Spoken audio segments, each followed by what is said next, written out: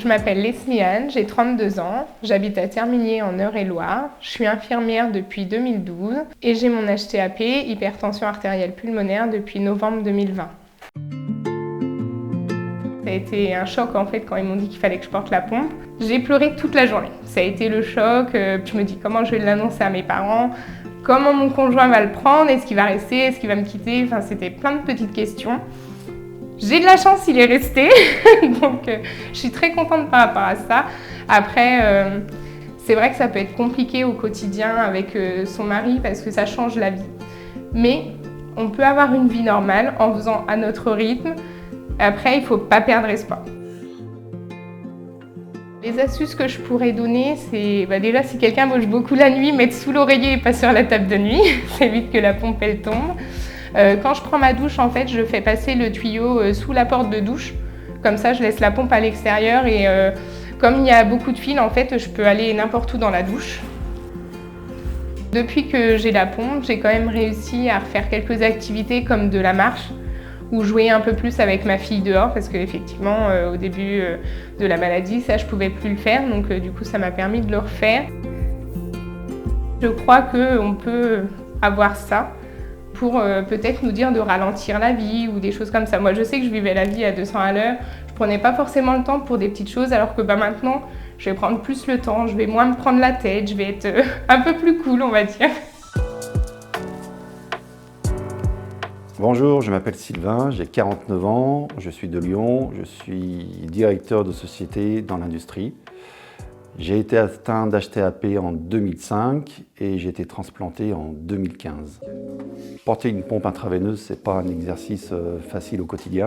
Donc dans la vie de couple, il y a beaucoup de dialogues à avoir et ça c'est compliqué parce que le malade, c'était plutôt mon cas, a plutôt envie de se recroqueviller sur lui-même.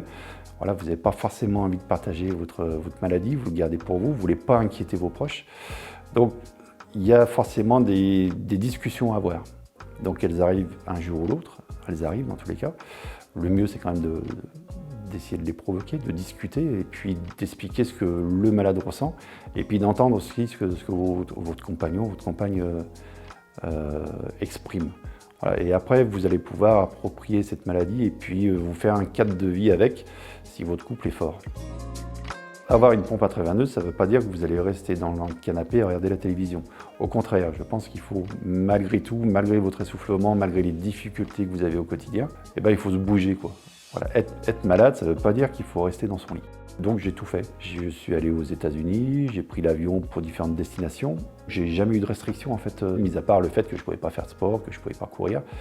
Mais voilà, aller au cinéma, c'est des choses qui sont tout à fait possibles, tout à fait envisagées. Aller au théâtre, avoir une vie culturelle, c'est possible. Voir vos amis, c'est possible. Maintenant, par professeur Imbert.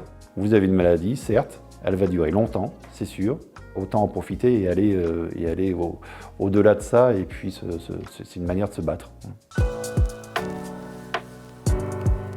Je m'appelle Annick Fassini, je viens d'avoir 67 ans au mi-décembre et j'ai été diagnostiquée de mon HTAP le 13 janvier 2006.